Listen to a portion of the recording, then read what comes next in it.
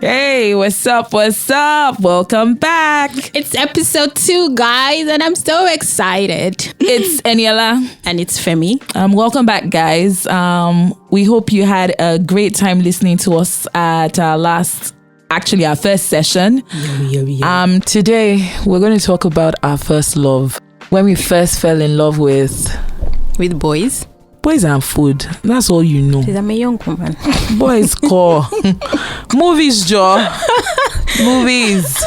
TV, videos. Right. When we first fell in love with movies. Okay. I hope you like it as much as we do. So, Femi, let's go. Okay. Thanks, Eniola. So we're doing is it round table or square table? Actually, this is a rectangular table. And then round table is serious stuff. Well, this is not management meeting. Oh, sorry. Don't be angry. So I'm going to do a deep dive, into our love for movies, right? Deep dive, round table. I'm confused, Auntie. I'm giving us management vibes here. Okay, so Eniola, what was your first experience of cinematic excellence? Excellence? No, don't shade me. Kung Fu Panda, man, all the way. No, wow. Cricket scare. I only the Kung Fu Panda. I watched it with my homegirl Titi Akinlao, and it was fun because, guys, we wanted to watch something else. I can't remember what it was now, right? It was showing and we were late, and then we went in and it was Kung Fu Panda and almost 2 adults laughing away with kids as well. It was fun. We had a great time watching it. Okay, no judgment, because I feel like you're going to judge me on my own show. Mine was 300, and. Ahoo. And I saw it with, an ex-boyfriend or an ex-lover, right? So obviously, we get there and, it's like 300 men, with showing us their muscles and their abs, and I'm there oogling and being like, oh my God, look at that guy, look at his abs, look at his everything. And the premise of the movie, the fight scenes, this is Sparta, all of that. It was like, it was cinematic excellence for me, Shao. So I don't know about anybody else, Sha. So Kung Fu Panda all the way, guys. I beg to differ. So what is your major movie blunder? So I will go right. So for me, I only just recently watched Rambo 1 to 5, and see how everybody sat up. What happened to your childhood? I don't know. I really don't know why I didn't watch it all this while. And it was one of the holidays we had recently. I was like, let me just sit down and watch this Rambo. So I watched it from 1 to 5. I was like, oh wow, I actually really missed out on a lot, but I'm glad I finally watched it. So I wonder what the effects were like now. You know how it is when as you grow, right? Yeah. At that point in time, what you're watching looks like the best thing. Yeah. And then flip it down to how many years down the line, and then you go back and watch it and you're like, what are they doing here? You can see all the faults, right? I think for me, something that I've never watched, I still haven't watched it. Maybe I haven't watched all of the series, and probably watching it, I watched a bit of it with my brothers, will be the whole Bourne series, right? A bloody shame. Like so I own up to it. Bourne. Yeah. You've not seen it? Yes. No, wow. What were you doing with your adulthood? I haven't seen it, but I do promise I have to go and watch it again because everybody's always talking about it. I'm like, just watch Jack Ryan. Just don't worry about it. Just go and watch Jack Ryan and you'll be all right. No, I'm going to watch it so that I can take it off my list. Okay, all right. Oh yeah, and I've also never seen The Matrix. Sorry guys, it's just who hasn't seen The Matrix? Side eyeing me.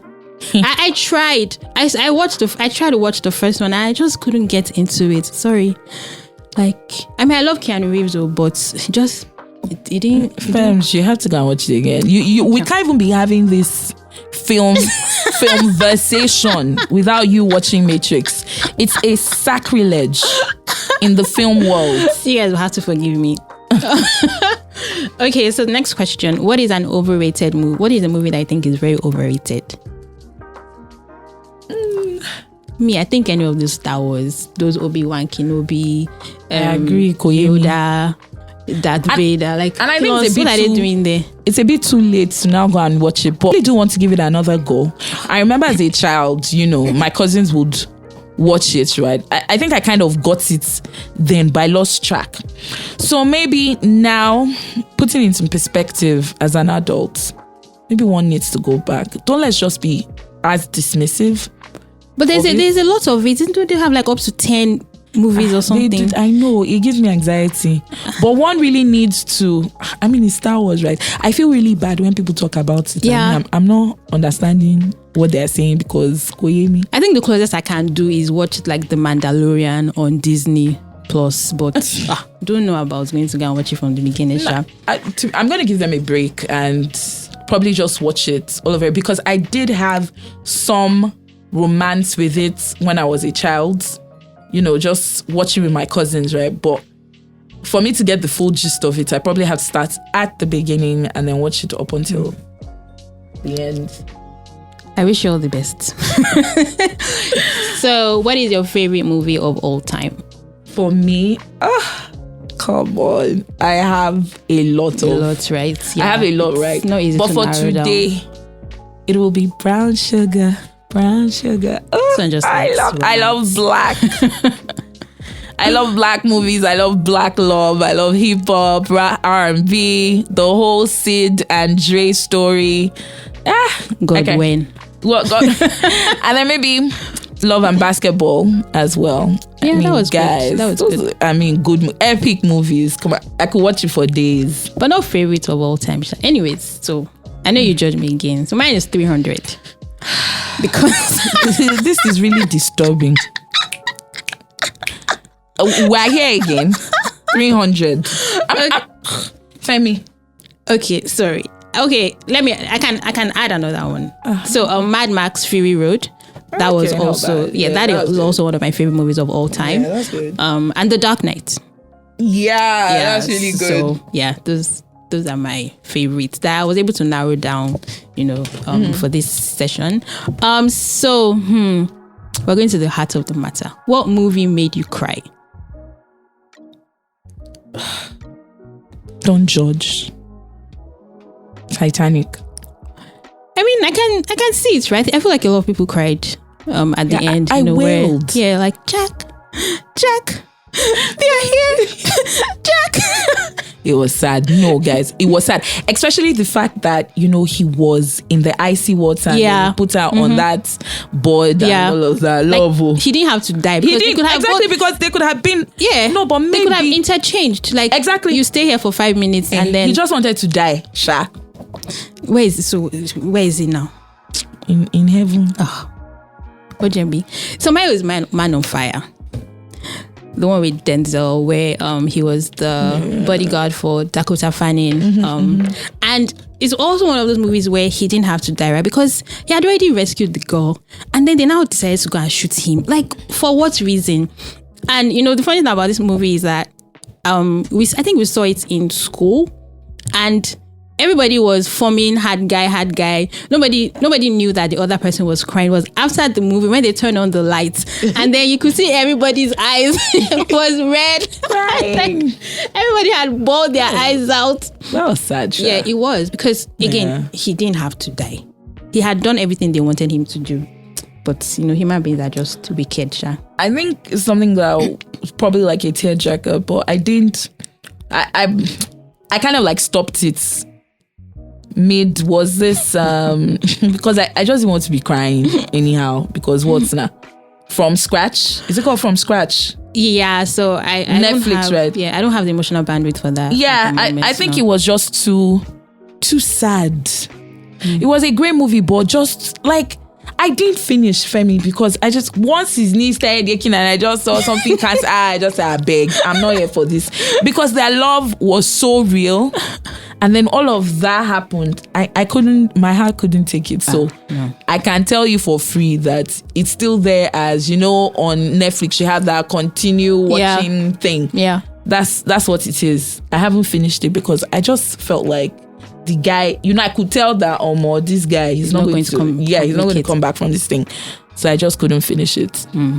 Yeah, so no, those are some of the things I'm like, I'm just going to stay away from it. I don't know when I'll have what's it called, ice box in my heart so that I won't cry. But yeah, I'm just going to stay away from that. Okay, so moving on. What movie can you watch multiple times? Of course, no. Brown Sugar. Come on.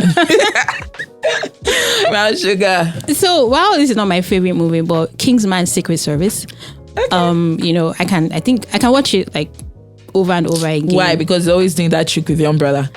Well, no, it was just because it was a new good manners makers man. Yeah. It was just. I got you. It was the British, the English. What's the word? The English disposition. Just all that. The finesse. Yeah, exactly. Like God, it was. Maybe something else I could watch for days would be. No. What? I love basketball. Nothing gets me. No, the only reason why I like it, but that cute guy, he was so annoying. Like, oh my God. Femi, please. He was really annoying. No, leave everything about that movie. You can see no wrong. Okay. So what do you think is an underrated movie? For me, it won't just even be one. I think people are so unfair to Tyler Perry movies. So unfair. I think they look at him from the Madea. Yeah, but he's done so much more. We've got the Acrimony. I mean, even more than that. That Acrimony was bad. He was bad, and even with no comments. Guys, don't. We have to deep dive into these things, right? Deep dive. Apart from the storyline and all of that, I think Tyler Perry just gives a lot of black people the opportunity to work and be paid, right? Yeah. Because of Tyler Perry, we have a lot of black women now featuring a lot more movies because he has been able to shine some light on their art. Yeah. And I think that's something that people don't give him enough credit for. And even his movies now. Films you've watched some. Diary of a Mad Black Woman. Common epic. Like, I'll forever hate that guy. Some people still have the audacity to run that movie down. Kilo day. Fear God. So for me, all of his movies and the fact that people just Yeah. I think Why Did I Get Married wasn't bad. No, it wasn't. It was Tyler Perry, right? Mm-hmm. Yeah. Okay. Was it Tyler Perry? Yes. Why Did I Get Married? Yeah. No, Why Did I Get Married too? So that's part 2. That's part 2, right? What's Tyler Perry? Okay. Eniola is Googling. I think it's Tyler Perry. Why Did I Get Married? It's Tyler Perry. Okay. Yeah. I know my movies. Okay, so I think we can go to top 5 action movies now, right? Mm-hmm. As we segue into what we have for today. Yeah. Okay. So I have my list. So Extraction. Yeah. Chris Hemsworth. Yeah. And I can't even wait for part 2 to come out. Yeah, it is. 300. Yes. This thing is going to forever feature in our lives. Come, Fems, tell us now what happened on that night, because this 300 has been becoming quite recurrent, because I've been hearing 300. Please, what happened? No, did you see the material of that movie? I can't remember that time where the emissary came and said, this is madness. Femi, and no, was like, no. This is Sparta. No, I don't agree. Could it be that because your ex-lover followed? Is there something that happened that we don't know? Or when they were going to fight. Why are you ignoring the part about your ex-lover following? Because I think like the issue is that because this guy this guy took you there. No. For some reason. When they were on the battleground and he was like, Spartans, why are you evading the question? What is your profession? What's the name of that guy? What happened, darling? Tell us. Talk to me. All things have passed away. Behold, all things have become new. Praise God. Hallelujah. Then Die Hard. Of course. Anyone, like all of it. And then honorable mention to Nobody. I don't know if you remember this movie. The guy that did Better Call Saul. So like he was sort of like a family man, and nobody knew that he could fight or he could do all these things, right? So I mean, the way he jumped from being a family man to being like a executioner or like a John Wick type of person, like it was very it was mad. And then I think the final one would be Rambo. I mean, it's an action movie, and it was it. So those are my top 5 action movies. Yeah. Okay, so for me, it would definitely be Die Hard. You can't be an action movie buff and not just watch Die Hard, right? The Is Die Hard a Gladiator. Christmas movie? Christmas. No. A proper action movie. The Gladiator. Yeah. Russell Crowe was good. Yeah. He was in top form. Yeah. I like that as well. Of course, the Terminator. Right. Okay. Yeah. Okay. Of course. Action movie of all time. John Wick. Which one? Which of them? All. We want to segue to something, right? So I'm not going to say a lot. Okay. Let's just leave it as John Wick. John Wick, the entire human being himself. It's just like my third one now. Yeah. The Predator. These are all like old school movies. Clearly. But yeah. Clearly. Of course, The Extraction, and we are both waiting. Yeah. Part 2. June 16th. Can't wait. We shall be there. We shall be there, right? Yeah. I think that's 5 already. Yeah. So yeah, that'll be all from me.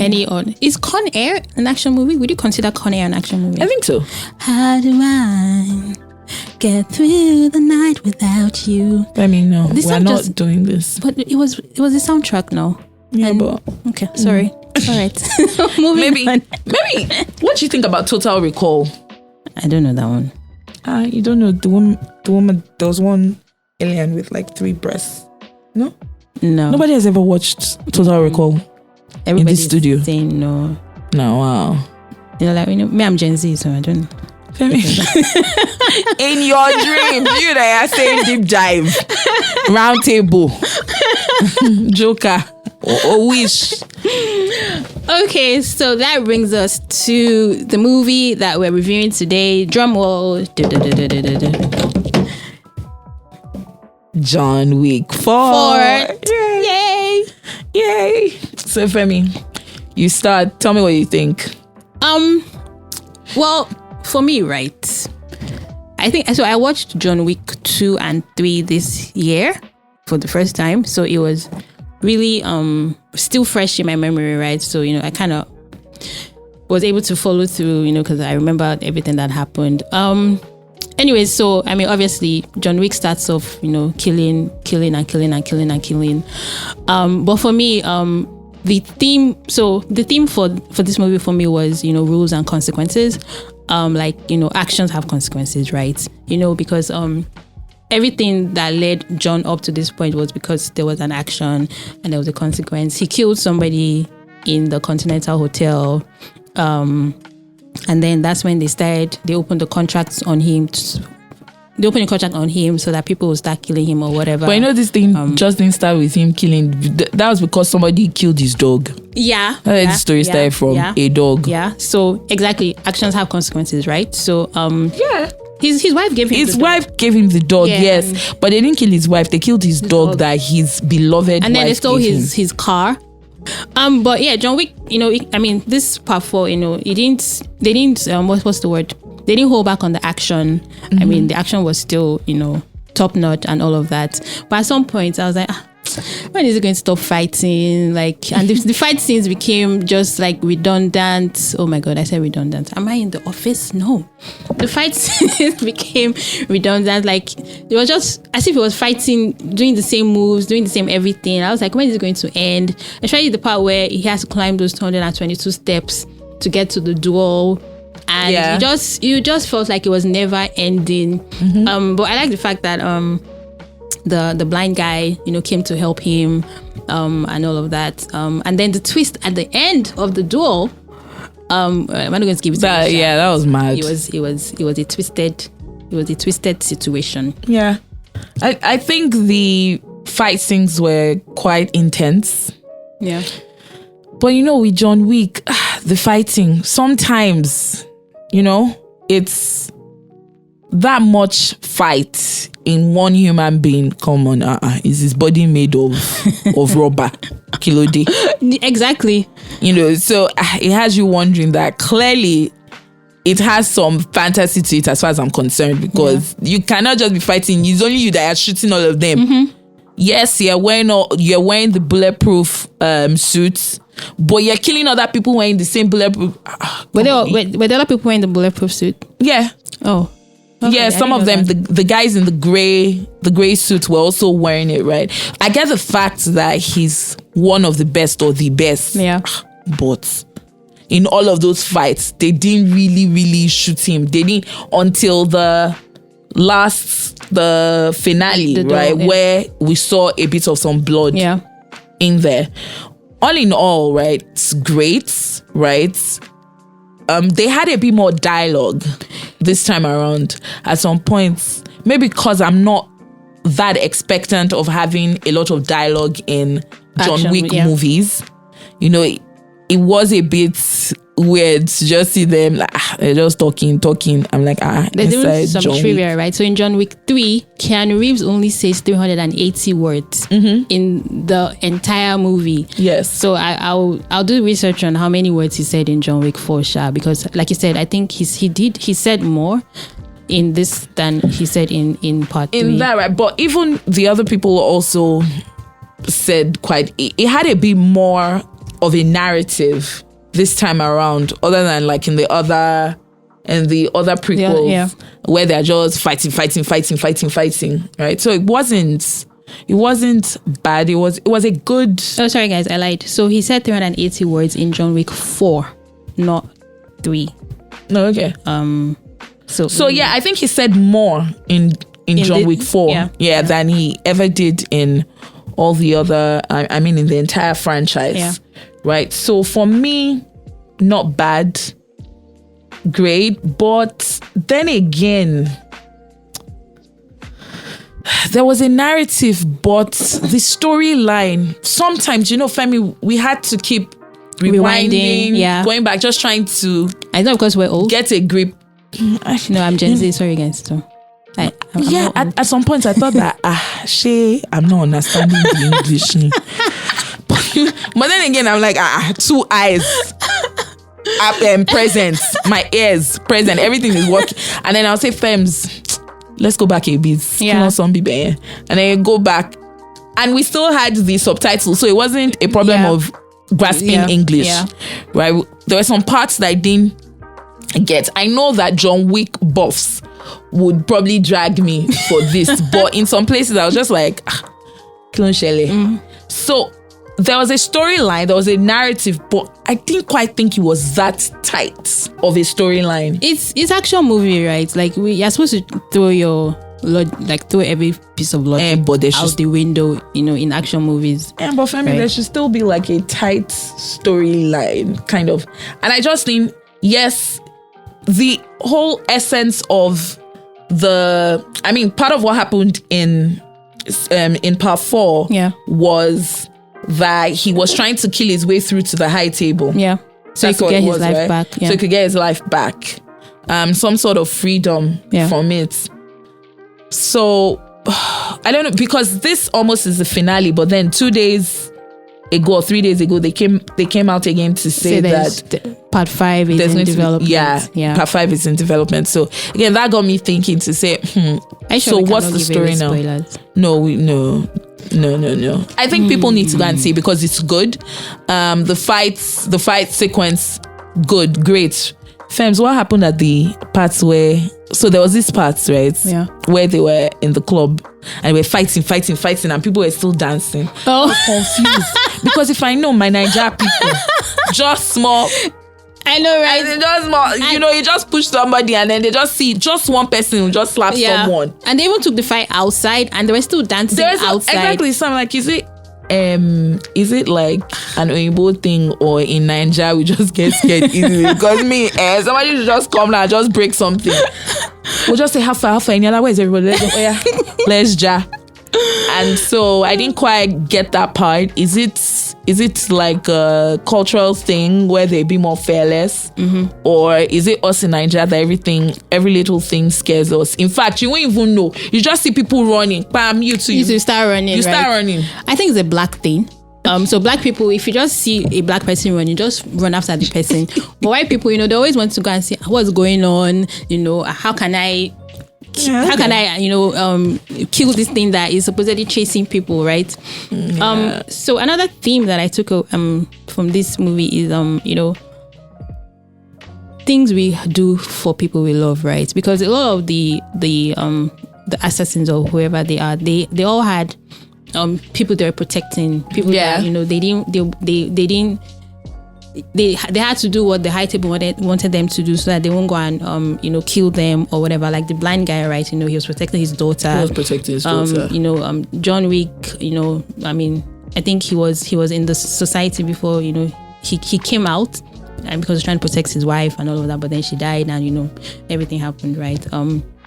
And then he was even also trying to help Winston, right? Because, Winston, they had taken the hotel away from him. So, and he had to do the door so that Winston could get his hotel back and all of that. They blew up the hotel, right? Spoilers, guys. I think that's the best we can do in terms of how they blew up New York Continental. And guys, guess what? There's Osaka Continental and it is fine. Yeah. You should watch it.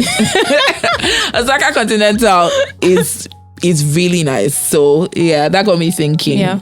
And then rest in peace to this guy, the Lance Reddick, the concierge. He died in real life. So I like the way they handled him dying. That was good as well. Oh, so I don't know if you noticed the blood in John Wick is not, how when you watch a movie and they shoot somebody, like the blood goes splat. Yeah. But the blood in John Wick, it was like they were spraying water.